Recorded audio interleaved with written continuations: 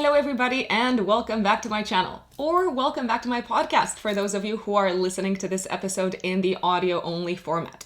If you're watching this on YouTube and if you would rather just listen to it on your drive whilst you're working out, you can find Written in the Stars, the podcast, on Apple Podcasts, Google Podcasts, and Spotify.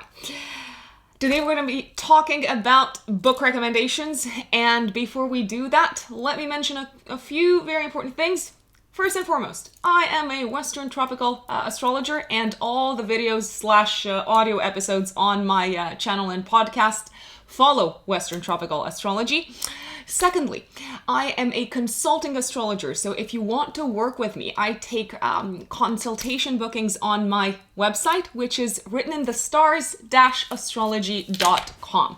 In the services section on my website, again, writteninthestars-astrology.com, you are going to find the various types of readings that you can go for, and there are two options that you can purchase: the live Zoom video call option or the audio recorded only option if that feels more suited to your needs.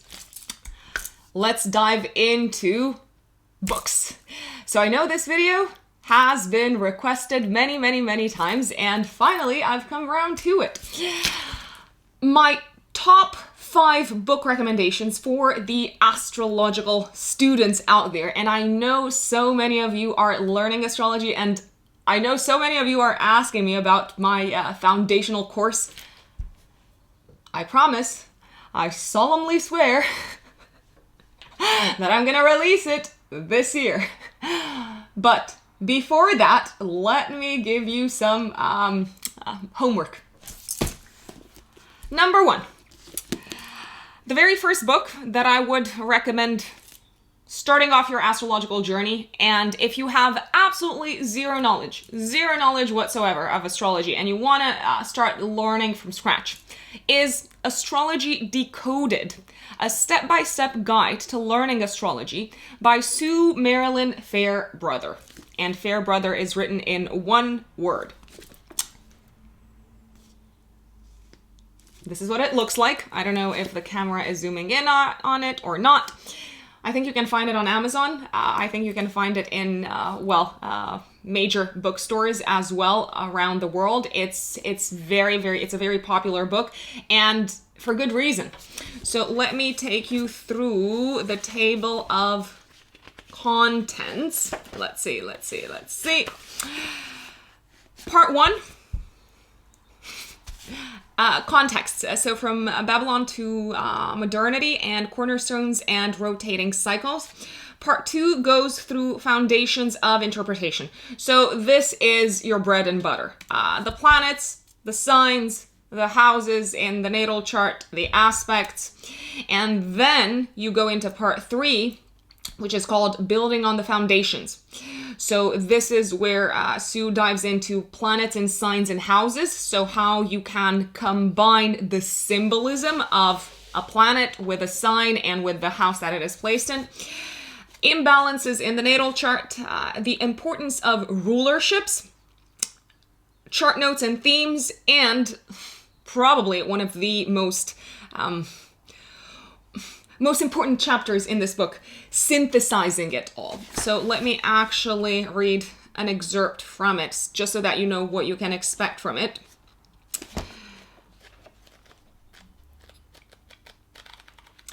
(2073). Bear with me. How to interpret the chart as a whole.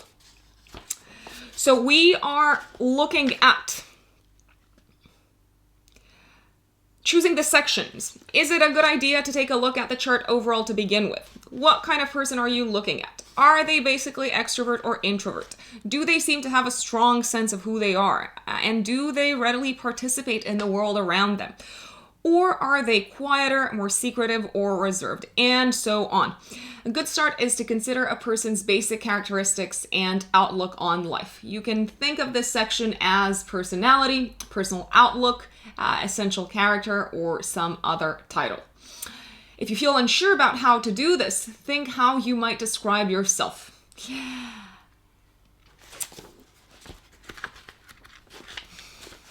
So this is Astrology Decoded.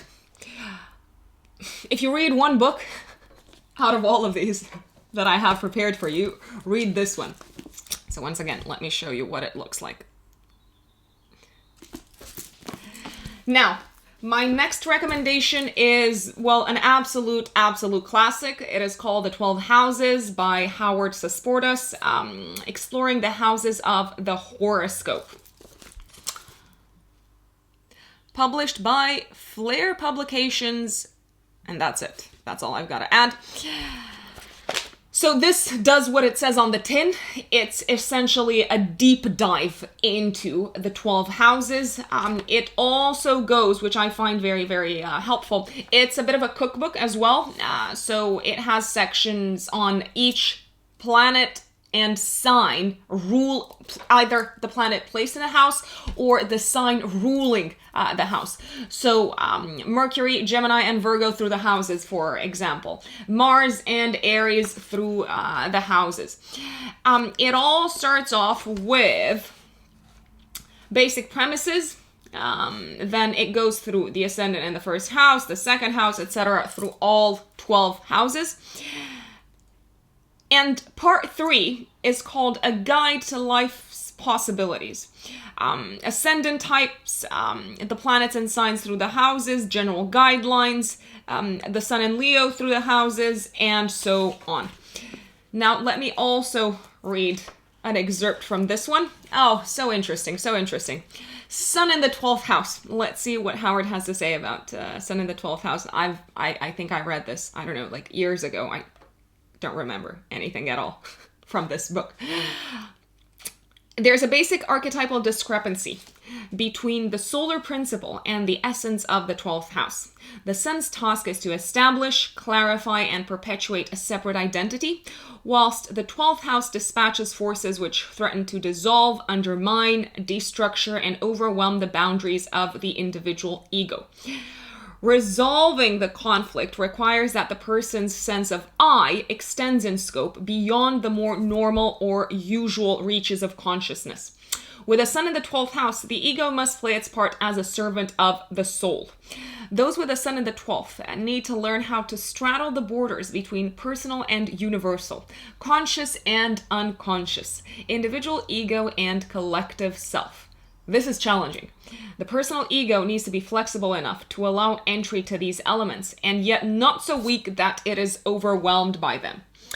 In line with traditional 12th house associations, those with a sun here may need to spend a good deal of time on their own. So receptive to others, they continually absorb influences from the environment. Periods of withdrawal and retreat help them to shed what they have picked up and regain a sense of their own boundaries again. Sometimes crisis and confinement precede an experience of awakening and illumination. Others might be confused and undermined by unconscious forces or outside elements that leading an ordinary day-to-day existence is severely hampered. Various forms of institutions may play a part in their lives. Their vocation could involve work in hospitals, prisons, museums, libraries. So this is just an excerpt. It's a fantastic book to essentially deep dive into the 12 houses and also get a flavor of the various ways in which the planets and the signs governing specific houses can manifest in someone's life. Now, the next one, well, I love all of these books, don't get me wrong, but this one is absolute golden. Golden. It's called Aspects in Astrology. It's also written by Sue Tompkins, the other one was written by Sue Marilyn Fairbrother. My apologies. This one is written by Sue Tompkins, and it is published by Ryder Books. A comprehensive guide to interpretation. This is what it looks like.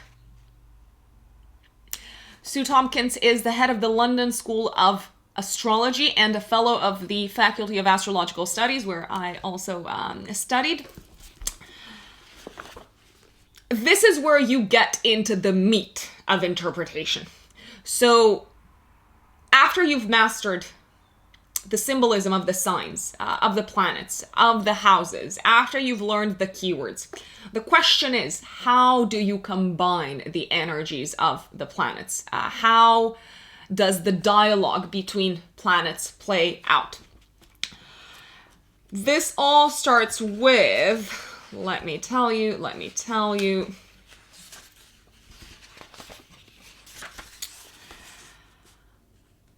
Part 1, the principles of aspect interpretation, and it goes through the symbolism of each planet.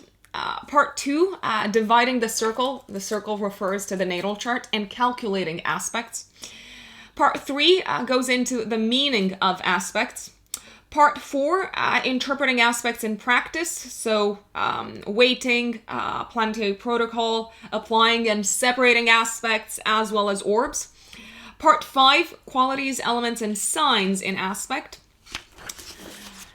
And then we go into the planetary cookbook, sun aspects. So it goes through all planetary combinations, sun-moon aspects, sun-Venus aspects, sun-Jupiter aspects, and so on. Then we go into moon aspects, moon-Mercury, moon-Mars, moon-Saturn, etc.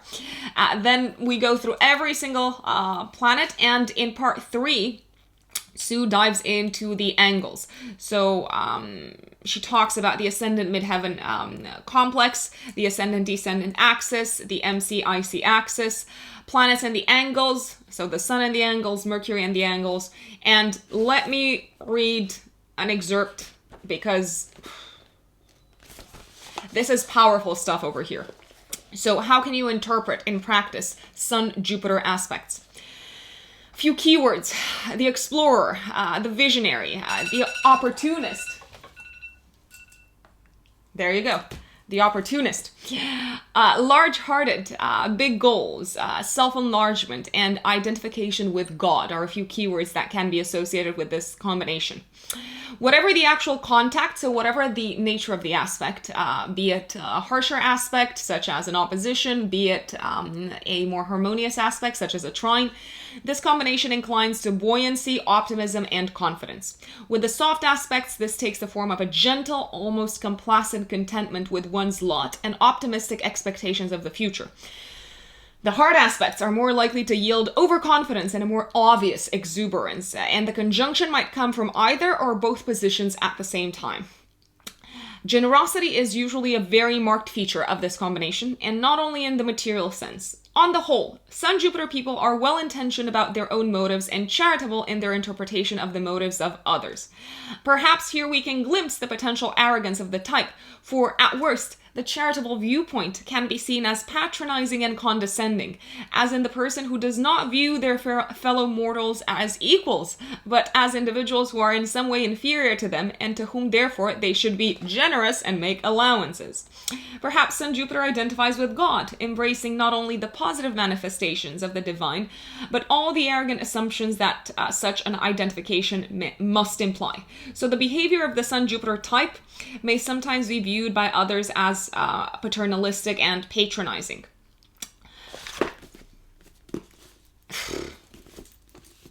I love it. I absolutely love it. I highly recommend it. Now, these two, okay. These are classics. So, Stephen Arroyo, you may have heard me mention him many, many times. I've read many of his books, and this is probably the one that has left such a strong imprint upon my practice as a consulting astrologer. It's called Astrology, Psychology, and the Four Elements, an energy approach to astrology and its use in the counseling arts. So the first part dives into astrology and psychology in this book. This is what it looks like, by the way. The first part dives into modern science and psychology today, different approaches to the knowledge and the question of proof, approaches to astrology, humanistic psychology and humanistic astrology, the uses of astrology in the counseling arts, and notes on education and the training of astrological counselors. If you're a consulting astrologer, then I strongly, strongly recommend that you read this book. It is an absolute must,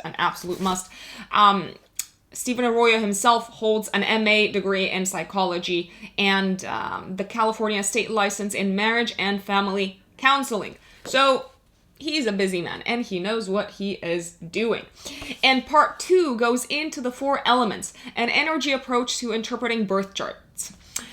Astrology, a language of energy. The zodiac signs as energy patterns. The planets as energy regulators. The astrological theory of personality. Key concepts and definitions. And then it goes into the 4 elements, the basic energies of astrology. I feel like many times elements can be disregarded. Everyone is so concerned with the archetypes and the symbolism of each planet, each sign, and everything seems so complex and the combinations seem multiple. And we lose track of how important elemental balance in someone's chart is. If you've got a chart that is earth dominant, you have incarnated in this lifetime to leave your imprint, leave your mark upon the 3D material reality. You are here to master the 3D material reality. You are searching for results. If you have a chart that is fire dominant, you are here to create, you are here to shine, you are here to put your creative vision into practice and to go after it and to chase it and to take action. If you are air dominant, then you are a thinker.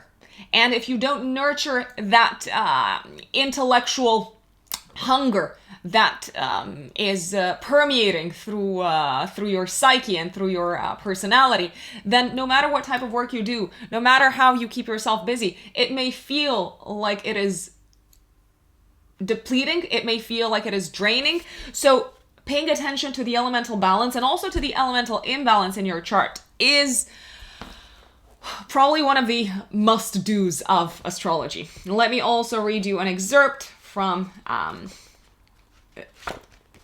the book. Let's see.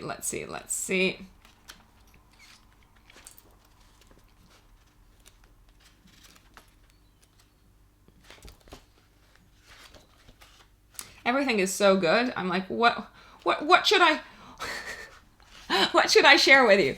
Well, the earth houses, the houses of substance, the 10th house, the 2nd house, and the 6th house. The houses of substance, as I think Brian Clark calls them, they have the nature of earth. So no matter what signs they are governed by in your chart, no matter what planets you have placed in them, they have the basic nature of the earth element because they want to create something tangible in the world. And they are concerned with service and profession. The 10th house is the angular earth house that deals with action on the material level. And traditionally, this house is said to represent one's reputation, position in the world, and vocation. The action that anyone performs in the material world is the basis upon which his reputation rests. And the public categorizes the individual according to what action he is performing. Baker, salesperson, doctor. The keywords also clarify the 10th house's association with the specific ambition that one hopes to accomplish in the world. Enjoy your reading of this, folks. And last but not least, for those of you who are here looking for a great book to hone your forecasting technique and skills, Stephen Forrest, folks. Stephen Forrest. The Changing Sky, Learning Predictive Astrology. So Stephen here goes into transits and secondary progressions. He does a deep dive. You are going to learn about the transits to be paying attention to.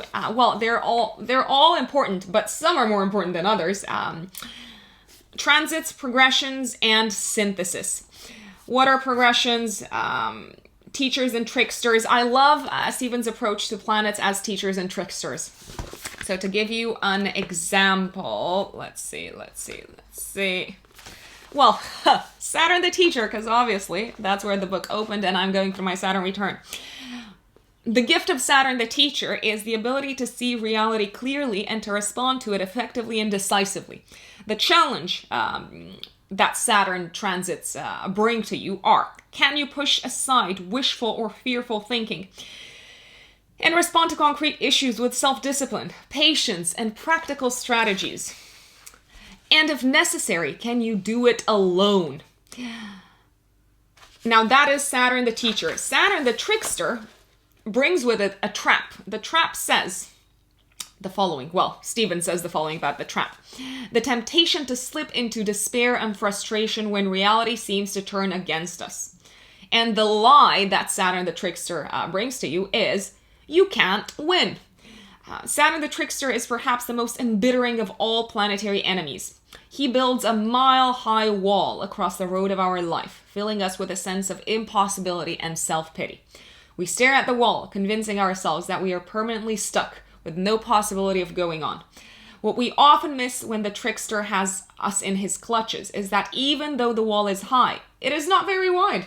We can go around it, but only if we alter the course of our road to adapt to changing circumstances. Inwardly, we have become something different. Outwardly, we have not. That maturational course change is necessary, but frightening. So, folks, enjoy these books, read them, let me know your thoughts, and also let me know if you have any other book recommendations in the comments below. It's been a pleasure for me to do this episode for you. If you haven't subscribed, what are you waiting for? On my podcast, on my YouTube channel. And for those of you who want to stay up to speed with what I do more on a day-to-day basis, you can also follow me on Instagram at ruxunbelievable in one word. And don't forget, if you want to work with me, if you want to book a personal reading, a consultation with me, you can find me on writteninthestars-astrology.com. I will see you next time. Bye.